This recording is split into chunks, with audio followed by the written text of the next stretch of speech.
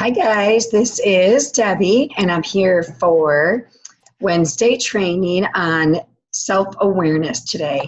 It's a pre-recorded training because as you know, conference starts in 2 days.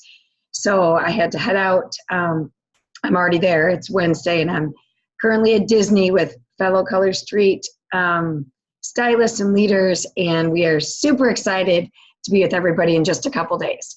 So today I want to talk to you guys a little bit about self-awareness. It's a big word, kind of a buzzword you hear about now in today's day and age. What self-awareness is, it's having a sound understanding of who you are and how you fit into this world. You understand what your strengths and your weaknesses are and how they fit into different parts of your life, including the workplace or including your Color Street business. Having self-awareness, you guys, is the key to personal growth. It really, truly is. Without accurate information about your own strengths and weaknesses, you can really end up fooling yourself. You can mess up projects and relationships and life plans. So knowing what your strengths and weaknesses are really is the best way to know yourself.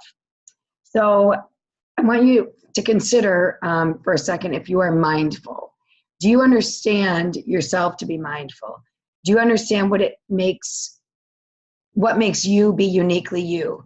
Do you understand why you behave the way you do? Are you aware of what goes around you during your workday? These are all important questions that kind of are worth exploring with yourself. The greatest leaders, it doesn't matter what job or what they do, they know themselves. They're able to admit their mistakes. They're self-confident. They're self-aware, and they know what to do and what to change about themselves. Self-awareness is important in every aspect of life, not just our workplace, because it means you have a sound understanding of who you are as a person and how you relate to the world in which you live. So when you're self-aware, once again, you're going to know your strengths and weaknesses, how to manage them, how to manage your emotions, how to pay more attention to your emotions, and how you perform at work. The better you understand these things, the better you are and the more critical it is for what I would consider self-leadership. Leadership doesn't even have to mean you with a whole bunch of people. It can mean how you're leading yourself. So becoming more self-aware in the workplace, what does that do? It's going to allow you to relate better to the people you work with, your customers, your potential team members, your current team members. It helps create, of course, a more harmonious environment, both at home. I know we all work from home, but the happier you are with your business, it's going to show through everything we do, through Facebook groups and at your parties and relating to the other stylists. So the more you're able to look at issues and things that come up objectively and the role you play in them, the better off you're going to be. As we go through life, many of our thoughts and actions are on autopilot, right? I mean, it's not necessarily a bad thing. Our habits and routines, our impulses, our reactions carry us through life. So we don't have to stop and think about every single thing we do. We don't have to stop and think about getting out of bed and how to start a car. But the problem can be sometimes we're on autopilot for so long that we forget we're on autopilot. So because if we're not aware, and again, self-aware of our own habits and routines and impulses and reactions, then we're no longer controlling them. They start to control us. So a person who's self-aware is able to understand things that are going on. So let's take, for example, I have my list of things to do. I make my list each night of what I have to do for work. It's just kind of, again, autopilot. I know what I'm doing. Let's say every time I make that list, I have phone calls on that list. And it comes time for those phone calls and they're scheduled in. And gosh, oddly enough, every time it's time to make my follow-up calls, I find something else to do. I get on the phone, I go cook dinner, I do something. Now, if I am not self-aware why that's happening, I'm just going to put it back on the list for the next day. I'll follow up tomorrow. If I am self-aware, I'm going to look at myself and think, why am I not getting that done? Is it fear? Is it anxiety? Why do I keep putting that off? So becoming aware of why you're choosing the actions you're doing can really help you focus in and change some of those things if they need to be changed for your business. How about feeling unprepared at a nail bar? So let's say you get to a nail bar, it's not going well, you just feel unprepared, so you start condemning yourself. Oh my gosh, I wasn't trained right, this is terrible, I don't know what I'm doing, I'm not good at this, I knew I shouldn't have done this business, instead of looking at why you didn't become, why you felt unprepared. Why did you feel unprepared? Did you pack your bag at the last minute? Did you look over anything before you went? Did you leave just a little bit too late so you're walking in just before the guests get there so you don't have that chance to decompress, to chat with the hostess, to feel comfortable before everyone walks in? If all those things, if you're looking at just the negatives and not what caused that to happen, again, you've got to be self-aware and dig deeper into why you are feeling unprepared at the nail bar. Our response to challenging situations like this typically are to get defensive, to make excuses, to blame other people. We don't want to see our part in a disaster. If I'm putting off phone calls, I could easily say, well, I know people aren't going to be home, or, well, I don't know what to say. No one ever taught me what to say. I'm uncomfortable with that. Or you start self-deprecating. I'm not good at talking with people. I don't know what to say. People don't like me. I feel awkward.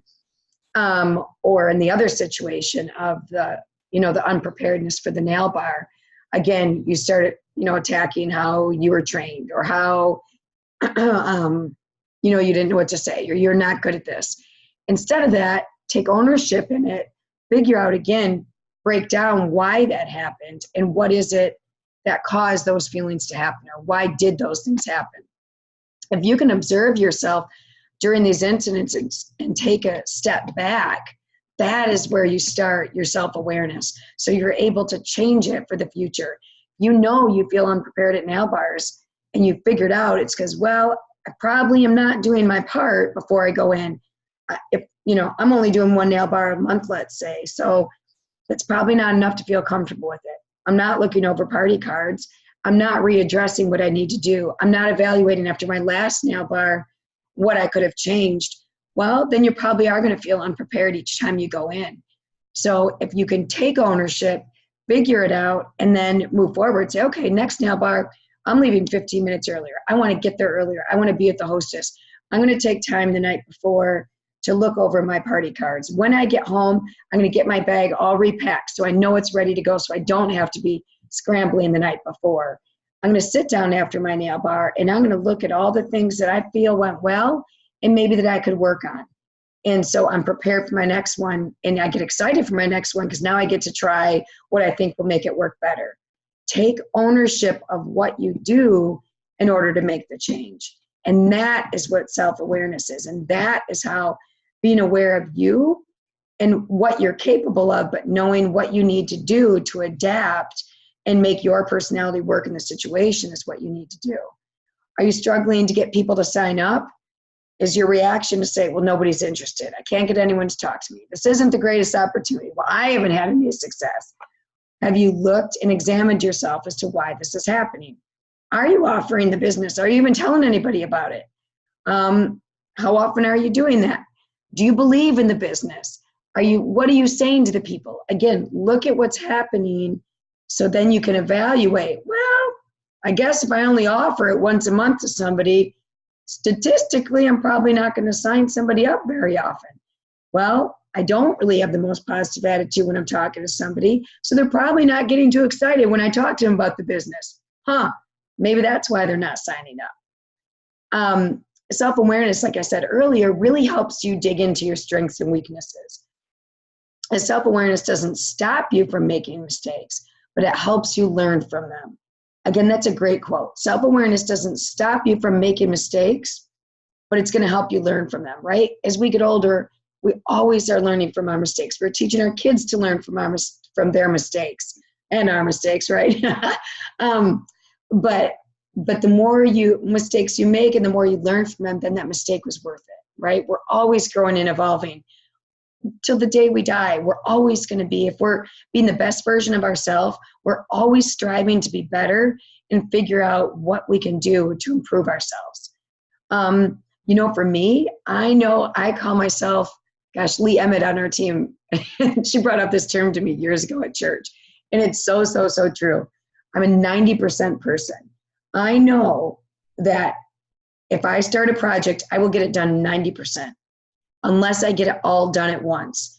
Perfect example, I was redoing my kitchen table, I don't know, a few years ago. And I will do it. I will stay up all night. I am working. I will get everything done within a short period of time. I don't stop. I kind of become OCD and obsessive about it. But the second I stop, it won't get finished. So I had a kitchen table that I redid all the chairs, and I recovered all of them to the last one.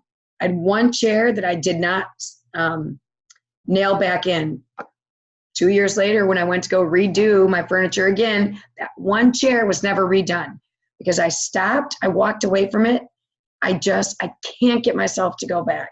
So it's that I can get 90% of the way done, but if I don't do it 100% right then, it's very, very, very hard and a very big challenge for me to go back. I'll look at it, I know what needs to be done, and I don't do anything about it. So I need to learn to either get 100% done or look at that 90% and make sure I go back to it. So that is something I know about myself, and I know that I will always struggle with it. So it's adapting to how I can fix that. What about, so ask yourself, are you a good starter, but you have difficulty finishing the project? Is it easy for you to meet new people, but maybe you have reservations when it comes to building that relationship stronger? Can you easily call customers and ask how they are, but you can't tell them about the opportunity or ask them if they want to have a party? Is that difficult for you? Are you really good at portraying that image on Facebook and telling your feelings out there, but when it comes to connecting with someone in person, you just can't tell them how you feel? Are you great at making lists, but not great at completing them? Are you great at coming up with ideas, but not implementing them? Are you great at getting things done or having so many things to do, you're so busy, but when people offer to help you because you're so busy, you can't delegate? If somebody isn't following the rules, do you blow up and get mad and you want to quit because you follow the rules and that's going to ruin what you do? Or do you sit back and think, it's not going to stop me, and look at what you do and not let that affect you? Are you kind of happy for people when you see their success, but then secretly you're so jealous it puts you in a self-deprecating mood about your own business because that's not you? Are any of these things, can you relate to any of them? Or maybe there's other things you deal with in your business that is something happens, but you don't know how to get out of that rut. As humans, we tend to be critical beings, whether self-critical or critical of other people. No matter how hard we try, it just is what it is. Many of us beat ourselves up, right? And that doesn't serve anyone harm. And it doesn't do any good on our well-being. I had my 30th class reunion last night, and I've been beating myself up more this morning because we had 2 nights of it. Oh my gosh, I didn't get to talk to enough people. I don't know what I was doing. I was in different conversations. What was I doing? Why didn't I get around the whole room? And then I took a step back, and why am I beating myself up about this? Why am I so upset that I couldn't get to more people? What stopped me from getting to more people? Well, I know one thing is I have a hard time dismissing myself from a conversation to be able to move on to the next person. So I need, and perfect timing actually with conference, it made me look at, okay, I have conference coming up where I'm going to again be in front of a lot of people over a period of time. So rather than coming home from conference with that same feeling of, gosh, I just didn't get to talk to enough people, I need to figure out what I need to do to be able to feel successful in that and talking to more people. And it's interesting because I went into my reunion more with the attitude of, oftentimes when there's many people, I tend to busy myself, so I end up not talking to anybody because I back away because I don't even know where to begin. And so I made an effort to talk to different people. And I engaged and I listened, and they were great conversations. My mind wasn't on, okay, I have to go talk to the next person. But in doing that, then I had more single conversations and saw fewer people. So now I have to figure out, okay, so I got myself into talking to more people instead of backing away from all of it. But now how can I talk to more people, but still engage and still have a meaningful conversation. So I felt like I had some self-improvement, but I still need to figure out even more self-improvement of how I can do it even better. So I've been evaluating myself all day, and I'll continue to work on it and for the next 5 days up until conference. But catching yourself and, knowing that we're not perfect. We can't expect ourselves to be perfect, right? So we need to learn to cut through the hype and become more objective and evaluate ourselves. Of course, there's always areas we can improve, right? But it's never going to happen if we don't take time and we refuse to develop self-awareness. I know with people, I can say sorry easily. My husband, he would laugh if he saw this training. I have such a hard time saying sorry to him. Don't know why. I have no idea. So last week, we had a not a fight, but a whatever, disagreement about something. And, I just said sorry, and it took everything I could, but I was so proud of myself. I was evaluating myself. It took everything I could. I'm in my head, I'm like, just say sorry, just say sorry. And it took me a couple hours, but I did. And it's such a great feeling. But I know that about myself, and I know it's something I always have to work on with him. So it's not a great quality. It's a negative quality. I've accepted it with myself, but I have to push myself to get beyond that and to make it into something that, can work in our marriage. So it's normal to have things that aren't good about you, but what are you doing to change it? What are you going to do with those both negative and positive things about yourself? You procrastinate on things and you don't want to do them. Do those things first. Me personally, I hate putting things in the mail. I don't know why. So I know if I have things to mail out, like to the team or to people, I either have to give it to my assistant, or I need to do it first thing on my list of my day of work if it's on my list, or I'll keep putting it off till the next day. It's a weird thing, especially because I do it all at home and I put it in my mailbox. I weigh it. I pay for it at home, so it's not an errand. It's just a weird, don't know what it is. Another thing I've learned, I can get very distracted from work while working. I used to be a teacher, so I'm very good. And as parents, we can multitask so well. But sometimes what I'm doing isn't multitasking. I start to write. Even this talk, I started to write it. Then all of a sudden I'm up doing a load of laundry. My phone beeped. I looked at Facebook. I know for myself, when I need to do something, I need to go in the other room. I need to be in a quiet environment if I have to get it done. And I need to put myself out of those distractions, not have my phone near me, not be in the main area of my house where I'm going to tend to be pulled towards it and get something done there. Why do I do it? I haven't figured that out. I don't know if it's a procrastination necessarily, or just I know I'm going to get it done, or I thrive on that. The feeling of doing it at up to the last minute. I haven't figured out why I do it. I'm still evaluating myself for that, but I know I do it, and I have to try to control that environment.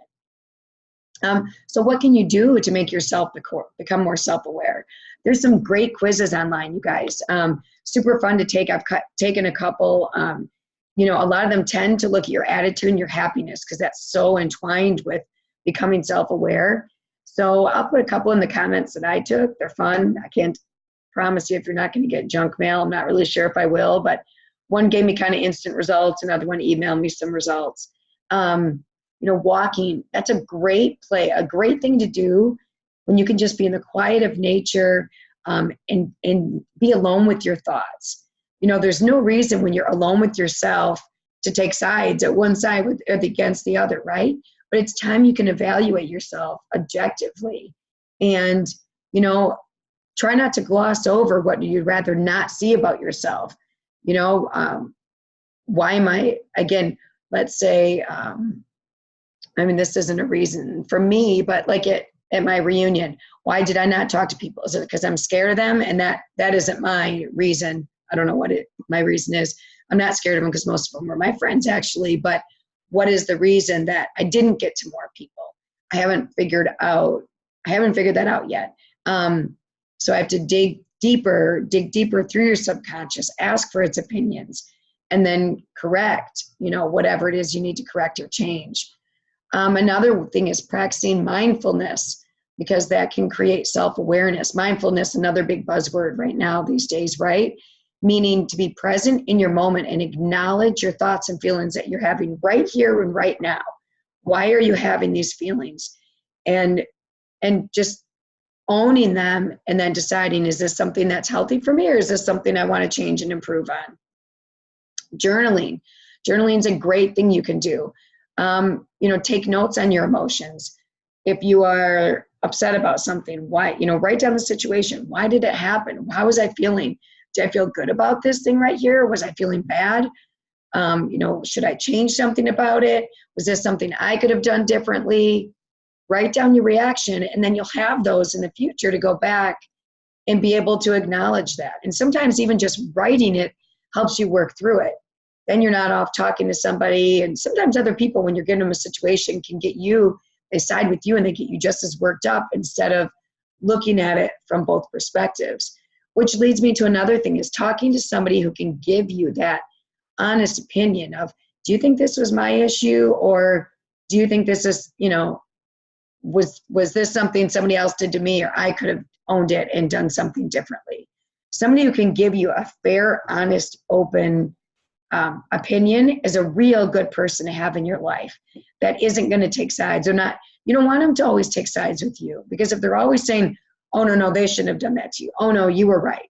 Well, that's not really helping you grow as a person. If everything is constantly happening around you and you're never a part of it, there's nothing that you should ever change, it's probably unrealistic. We can all change things about our lives. So if you have the person who's never finding your weaknesses, it may be time to maybe talk to somebody else, or to journal and evaluate for yourself. So my challenge to you guys for this week is to take some time and watch how you work. How did you react to situations? What are your patterns? If you catch yourself questioning something you've done, take some time to see, why did that happen? Could I have done something different? Take a self-awareness test. You can Google, there's tons of them out there. Some of them lead to, you can answer one question, and of course they want you to sign up for things. I didn't do those. I did some other ones that I didn't have to do that. See if there's areas you already struggle in, and write down some things that you think you could do to make a change. Come up with a plan of action. And I'm going to end it on this quote. Self-aware people tend to act consciously rather than react passively. They tend to be in good psychological health and have a positive outlook on life. They also have a greater depth of life experience and are ready to be more compassionate to others. How amazing is that? The more aware you are, the better you are to be able to be there for others and to be compassionate to others. So pretty amazing. So it's so worth it, you guys, to dig into yourself and figure out more about yourself. And again, it's a journey we're going to be on the rest of our lives. It really is, because we're all going to be changing all the time. But how great is it that we're in a place and with a company and on a team that would love to be doing that with you, that would love to all be becoming the better versions of ourselves, and on that journey helping each other become that better version. So I love our team. I love that we're always striving in this business and on this team to be the best we can be. So go out there, become more aware of yourself, and be the best version of yourself that you can be. All right. Have a great day, everyone. See some of you in conference in a couple days.